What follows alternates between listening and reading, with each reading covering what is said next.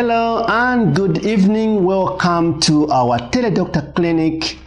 As usual, your host here, Dr. Wilbrod Mutale, had promised that we are going to talk about high blood pressure or hypertension in a way that would help us understand the disease, in a way that will raise our awareness for those of us who might have hypertension and are not aware. So what do we mean when we say hypertension or high blood pressure? So this is really a simple way to describe. So if you look at the way water comes from a pipe or from a tap, it is assumed to come from somewhere where it is pumped, usually from the tank or from some higher machines which is pushing it through, and it comes up with pressure through the tap.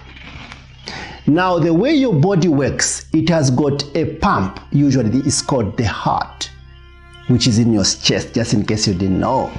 So that heart of yours pumps the blood throughout your body. And the way it works, once your heart contracts or shrinks, it channels away or churns away blood from the heart into blood vessels. And that contraction of your heart is called systolic blood pressure. In terms, if you measured it in the blood vessels, usually we measure it here, you can see like how high or what is the number that is generated once the heart contracts. And when your heart relaxes, we call that diastole. That relaxation also has got a pressure reading.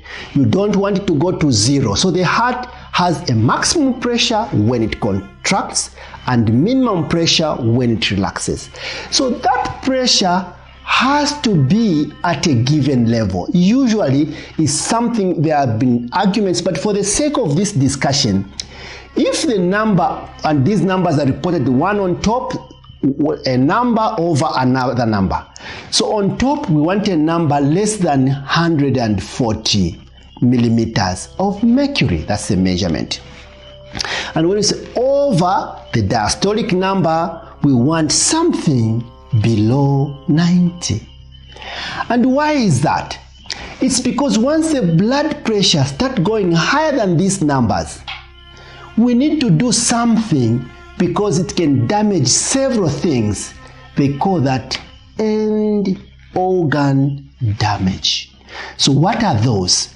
So the heart itself can be actually destroyed because of high blood pressure. Your kidneys, your eyes, several other things including strokes can occur if the blood pressure is very high.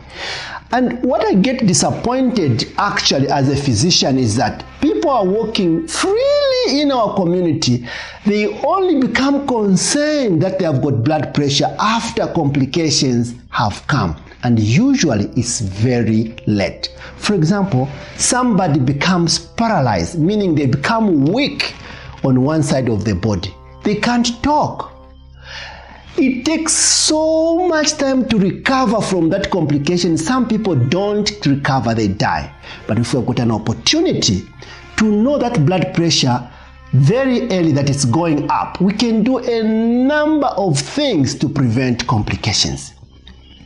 And so I just want to emphasize that each person in Zambia, in fact, most of our young deaths that we are seeing,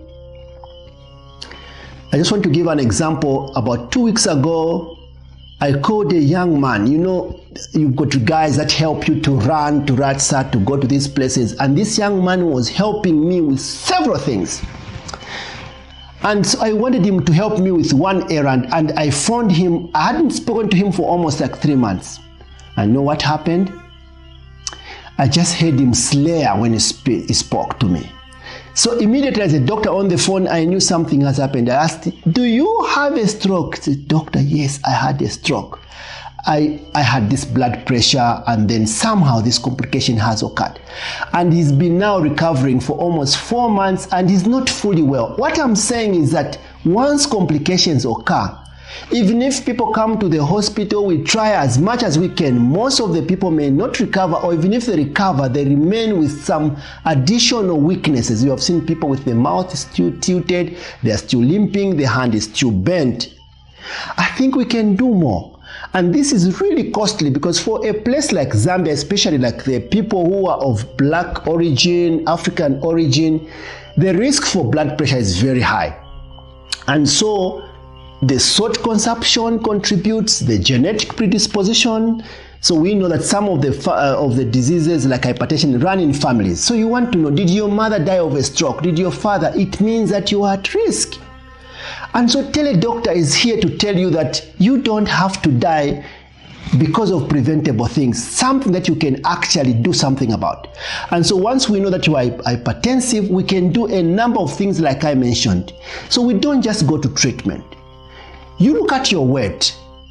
Most of us are now driving. We don't walk anymore. In the past, our fathers, our forefathers were walking and they exercised that way.